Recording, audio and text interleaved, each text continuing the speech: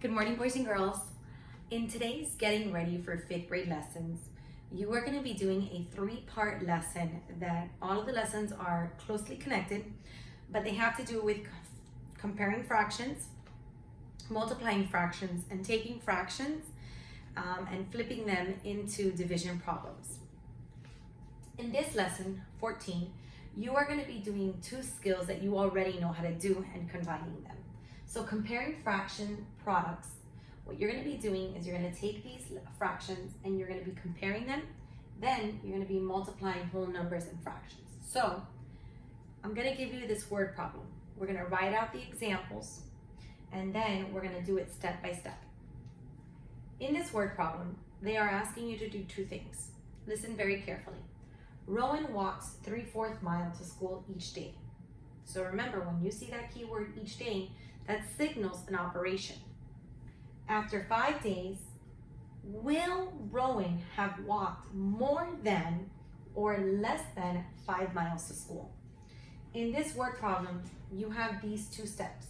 You're going to be comparing and you're going to be multiplying whole numbers and fractions, but not necessarily in this order.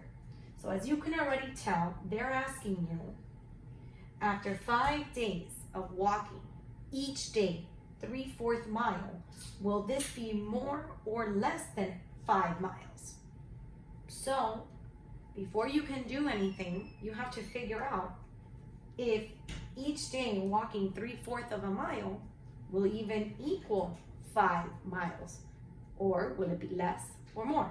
So the first thing you need to do is multiply your whole number times your fraction. So for each day Rowan walks 3/4 mile, you must multiply it.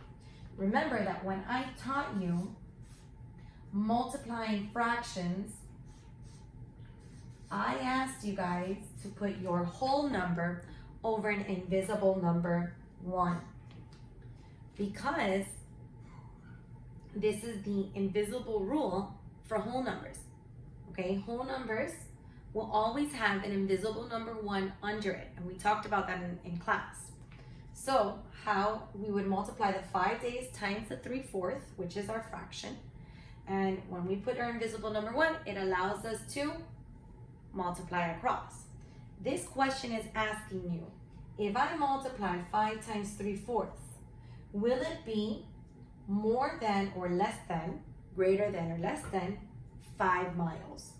So will this product be more than or less than 5 miles?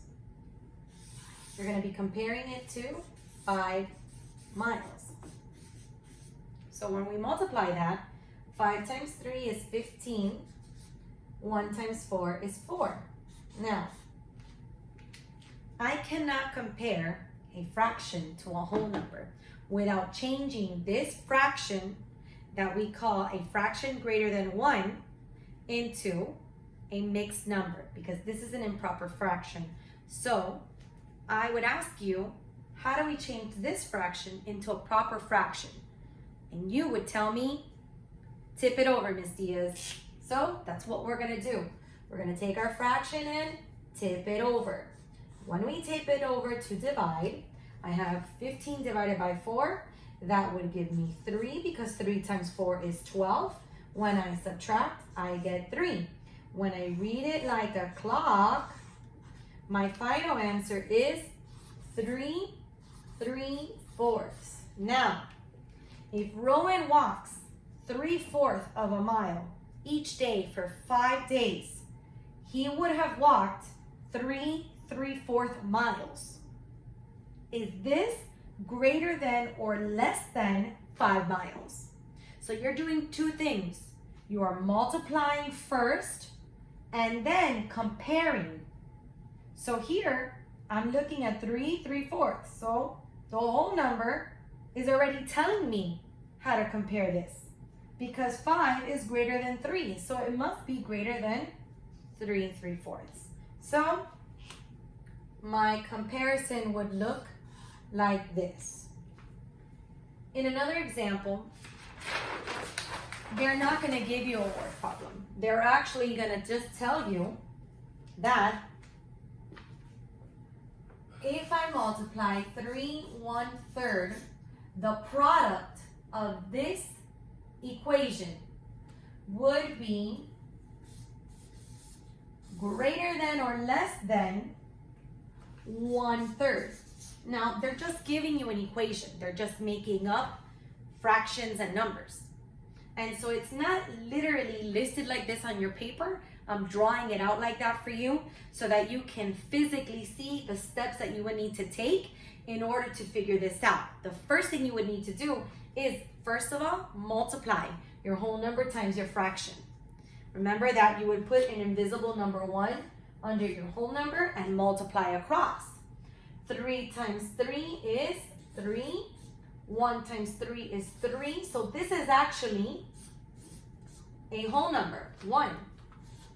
Now I'm going to compare this whole number to the fraction that they've given me. And you should know by now that any whole number is greater than any fraction.